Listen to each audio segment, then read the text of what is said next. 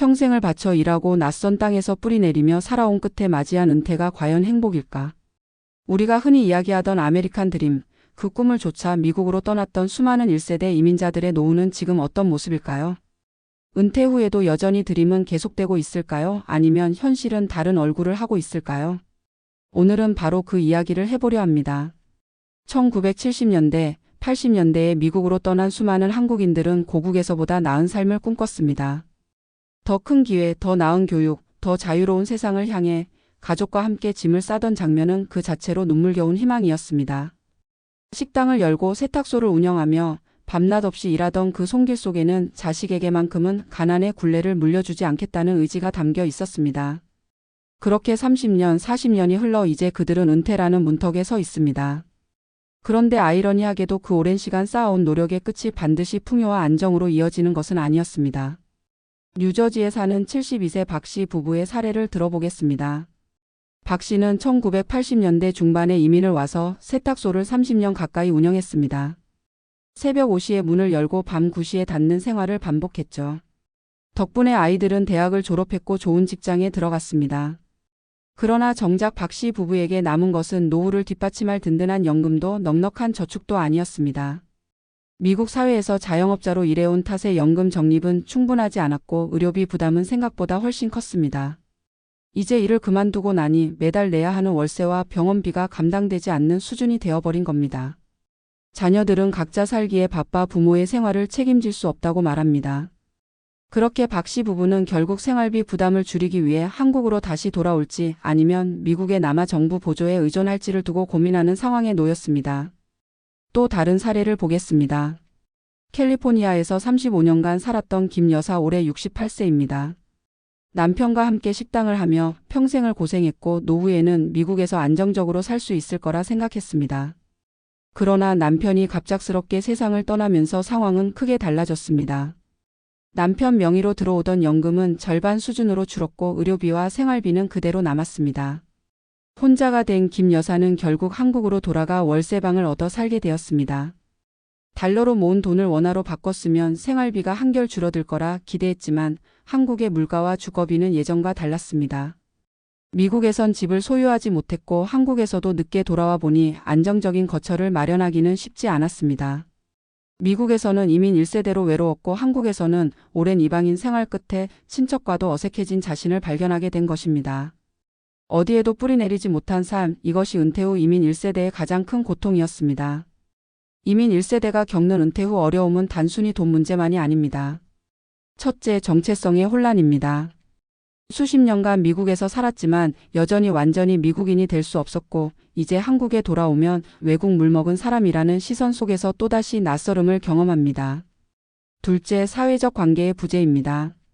일할 때는 바쁘게 살아 외로움을 느낄 새가 없었지만 은퇴 후에는 친구도 함께 할 동네 모임도 없습니다. 언어 장벽 때문에 미국에서 커뮤니티에 참여하기도 어렵습니다. 셋째, 예상치 못한 지출입니다. 의료비, 집세, 그리고 고국과 왕래하는 비용까지 은퇴 후에는 줄어들 거라 생각했던 지출이 오히려 늘어나는 경우가 많습니다. 이런 요소들이 맞물리면서 은퇴 후 삶이 무너지는 것입니다. 그렇다면 우리는 여기서 어떤 교훈을 얻을 수 있을까요? 첫째, 은퇴 후의 생활비와 주거 문제는 절대 가볍게 여겨서는 안 됩니다. 특히 이민 1세대의 경우 고국과 이주지 어느 곳에서도 안정적인 집을 마련하지 못한 채 떠도는 경우가 많습니다. 따라서 은퇴 전에 반드시 최소한의 거주 안정망을 확보하는 것이 필요합니다. 둘째, 연금과 의료 보장은 철저히 준비해야 합니다. 한국과 미국 모두에서 받을 수 있는 연금을 확인하고 어떤 혜택이 가능한지 사전에 검토해야 합니다. 단순히 돈을 모으는 것이 아니라 제도적 보장을 어떻게 활용할지를 고민해야 합니다. 셋째, 심리적 사회적 관계망을 다시 구축해야 합니다. 늦게라도 동포 모임, 교회, 지역 커뮤니티에 참여해 사람들과 연결되어야 합니다. 혼자가 되면 외로움은 생각보다 더 큰 적이 되기 때문입니다. 마지막으로 선택의 순간을 미루지 말아야 합니다. 미국에 남을 것인지 한국으로 돌아올 것인지를 분명히 정하고 준비하지 않으면 결국 양쪽에서 모두 불안정한 삶을 살게 됩니다. 아메리칸 드림은 분명 수많은 사람들의 삶을 바꾸어 놓았습니다. 그러나 그 끝이 언제나 행복으로 마무리되는 것은 아닙니다. 은퇴 후의 삶은 또 다른 선택을 요구합니다.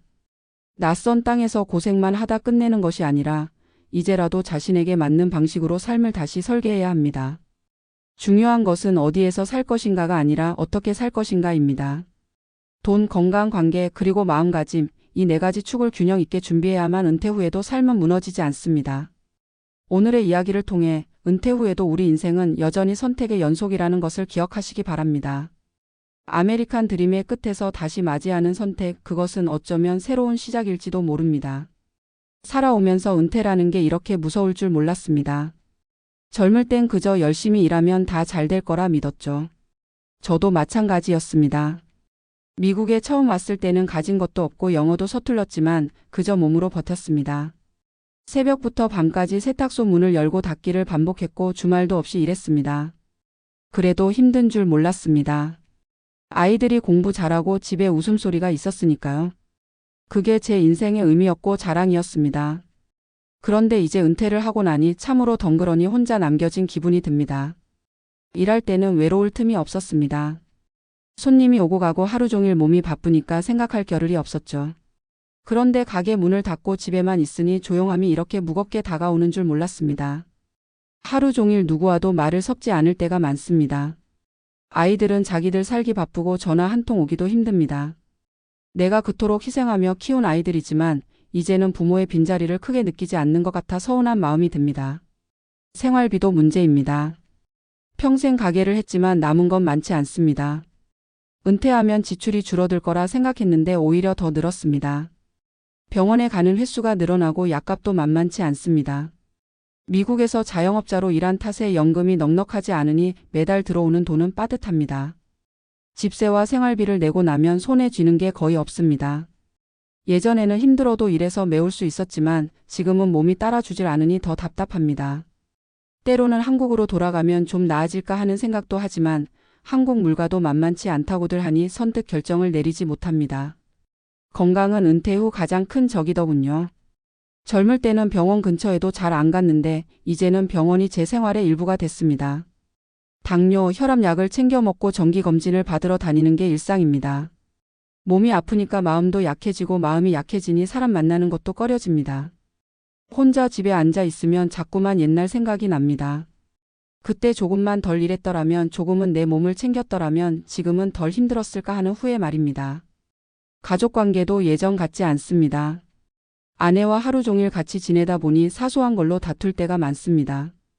예전에는 각자 할 일이 있어서 부딪힐 일이 없었는데 이제는 하루 종일 한 공간에 있으니 불편한 점이 눈에 들어옵니다. 아이들과도 거리가 생겼습니다. 물리적인 거리뿐 아니라 마음의 거리도요. 그들도 이제는 미국 사회 일원으로 자리 잡았고 부모 세대의 외로움이나 어려움을 이해하기 힘든 것 같습니다. 그런 걸 얘기하다 보면 오히려 부담만 준다는 생각이 들어 그냥 제 속으로 삼켜버립니다. 그러다 보니 마음은 점점 더 고립되고 내가 이 세상에 혼자라는 느낌이 깊어집니다. 이런 이야기를 하다 보면 참 초라해 보일 수도 있겠습니다. 하지만 솔직히 말해 은퇴한 이민 1세대 중에 저와 비슷한 처지에 있는 분들이 많습니다. 평생 일만 하다가 막상 손을 놓고 나면 남는 건 돈도 아니고 관계도 아니더군요. 그동안 잡고 있던 게 다 사라지고 나니 남는 건 텅 빈 하루와 아픈 몸뿐입니다. 그래서 요즘은 스스로 묻습니다. 나는 왜 여기까지 와서 이렇게 살고 있을까? 아메리칸 드림이라는 게 결국 무엇이었을까? 내 청춘을 다 바쳤는데 이게 과연 꿈의 끝인가? 하지만 또 한편으로는 이렇게 생각하려고 합니다. 아직 늦지 않았다. 내가 미국에서든 한국에서든 어디에 있든 지금이라도 내 삶을 새롭게 만들어야 한다는 겁니다. 돈은 부족해도 최소한의 생활을 유지할 방법을 찾아야 하고 건강은 늦었더라도 꾸준히 관리해야 합니다. 무엇보다 사람을 피하지 말아야 한다는 걸 절실히 느낍니다. 이웃 모임이라도 나가고 오래된 친구에게라도 연락을 해야 합니다. 혼자라는 생각에 갇히면 마음이 더 병들고 그 병은 결국 몸까지 무너뜨리니까요. 제가 드리고 싶은 말은 이겁니다. 은퇴라는 건 단순히 일을 그만두는 게 아니라 삶의 방식을 새로 바꾸는 일이라는 겁니다.